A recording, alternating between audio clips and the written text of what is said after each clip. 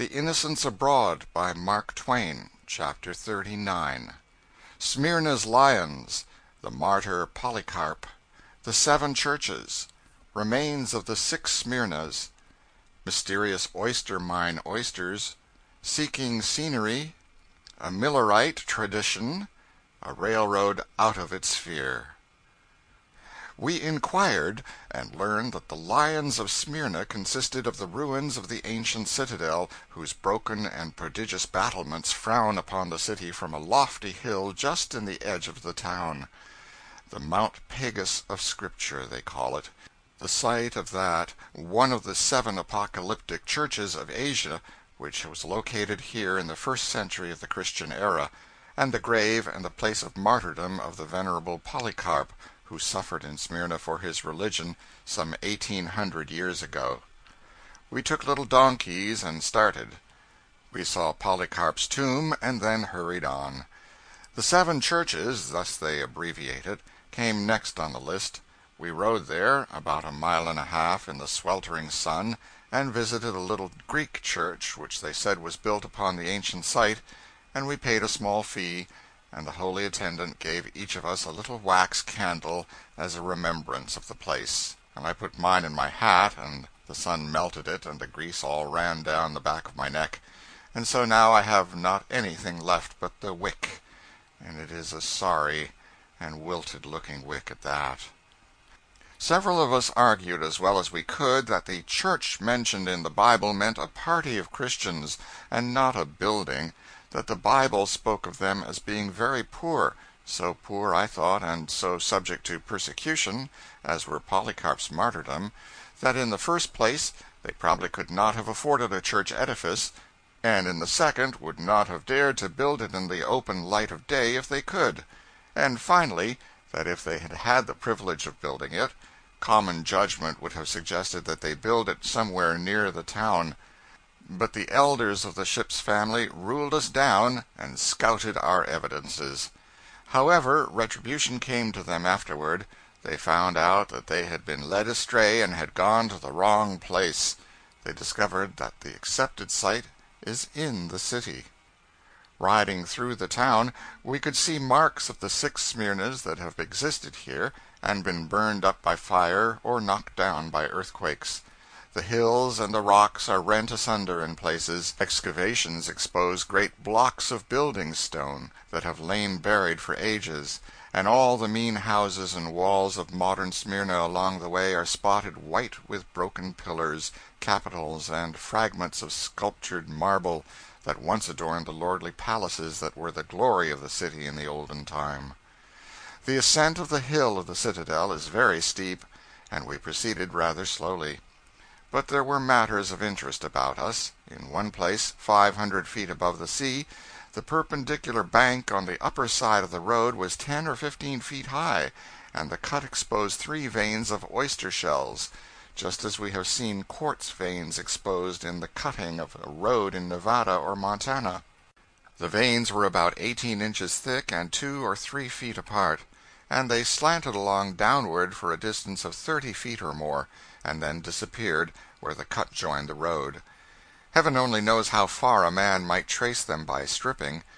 They were clean, nice oyster shells, large, and just like any other oyster shells. They were thickly massed together, and none were scattered above or below the veins. Each one a well-defined lead by itself and without a spur.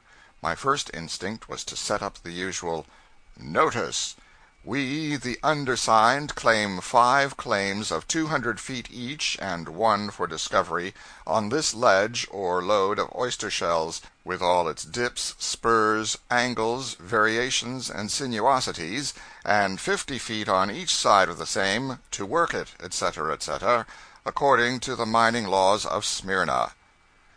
They were such perfectly natural-looking leads that I could hardly keep from taking them up. Among the oyster shells were mixed many fragments of ancient broken crockery ware. Now, how did those masses of oyster shells get there? I cannot determine. Broken crockery and oyster shells are suggestive of restaurants. But then They could have had no such places away up there on that mountainside in our time, because nobody has lived up there. A restaurant would not pay in such a stony, forbidding, desolate place, and besides, there were no champagne corks among the shells. If there ever was a restaurant there, it must have been in Smyrna's palmy days, when the hills were covered with palaces. I could believe in one restaurant on those terms, but then how about the three? Did they have restaurants there at 3 different periods of the world? Because there are 2 or 3 feet of solid earth between the oyster leads. Evidently the restaurant solution will not answer. The hill might have been the bottom of the sea once, and been lifted up, with its oyster beds, by an earthquake. But then how about the crockery?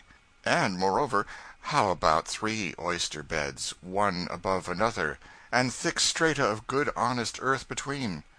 That theory will not do.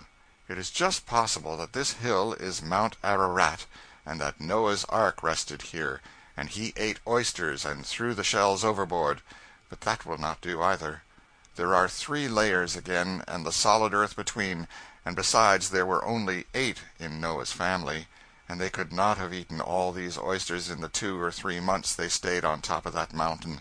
The beasts however, it is simply absurd to suppose he did not know any more than to feed the beasts on oyster suppers.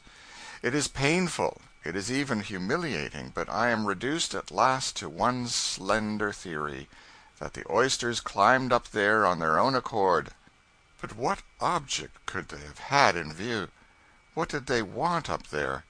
What could any oyster want to climb a hill for? To climb a hill must necessarily be fatiguing and annoying exercise for an oyster. The most natural conclusion would be that the oysters climbed up there to look at the scenery. Yet when one comes to reflect upon the nature of an oyster, it seems plain that he does not care for scenery. An oyster has no taste for such things. He cares nothing for the beautiful. An oyster is of a retiring disposition, and not lively, not even cheerful above the average, and never enterprising. But above all, an oyster does not take any interest in scenery. He scorns it. What have I arrived at now? Simply at the point I started from, namely, those oyster shells are there, in regular layers, 500 feet above the sea, and no man knows how they got there. I have hunted up the guide-books, and the gist of what they say is this: they are there, but how they got there is a mystery. 25 years ago, a multitude of people in America put on their ascension robes, took a tearful leave of their friends, and made ready to fly up into heaven at the first blast of the trumpet. But the angel did not blow it. Miller's resurrection day was a failure. The Millerites were disgusted. I did not suspect that there were Millers in Asia Minor, but a gentleman tells me that they had it all set for the world to come to an end in Smyrna one day about 3 years ago. There was much buzzing and preparation for a long time previously, and it culminated in a wild excitement at the appointed time. A vast number of the populace ascended the Citadel Hill early in the morning, to get out of the way of the general destruction, and many of the infatuated closed up their shops and retired from all earthly business. But the strange part of it was that about 3 in the afternoon, while this gentleman and his friends were at dinner in the hotel, a terrific storm of rain, accompanied by thunder and lightning, broke forth and continued with dire fury for 2 or 3 hours.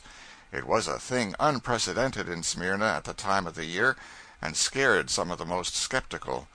The streets ran rivers, and the hotel floor was flooded with water. The dinner had to be suspended. When the storm finished and left everybody drenched through and through, and melancholy and half drowned, the Ascensionists came down from the mountain as dry as so many charity sermons. They had been looking down upon the fearful storm going on below, and really believed that their proposed destruction of the world was proving a grand success. A railway here in Asia, in the dreamy realm of the Orient, in the fabled land of the Arabian Nights, is a strange thing to think of. And yet they have one already, and are building another. The present one is well built and well conducted by an English company, but is not doing an immense amount of business. The first year it carried a good many passengers, but its freight list only comprised 800 pounds of figs. It runs almost to the very gates of Ephesus, a town great in all ages of the world, a city familiar to readers of the Bible, and one which was as old as the very hills when the disciples of Christ preached in its streets. It dates back to the shadowy ages of tradition, and was the birthplace of gods renowned in Grecian mythology. The idea of a locomotive tearing through such a place as this, and waking the phantoms of its old days of romance out of their dreams of dead and gone centuries, is curious enough. We journey thither tomorrow to see the celebrated ruins. End of chapter 39.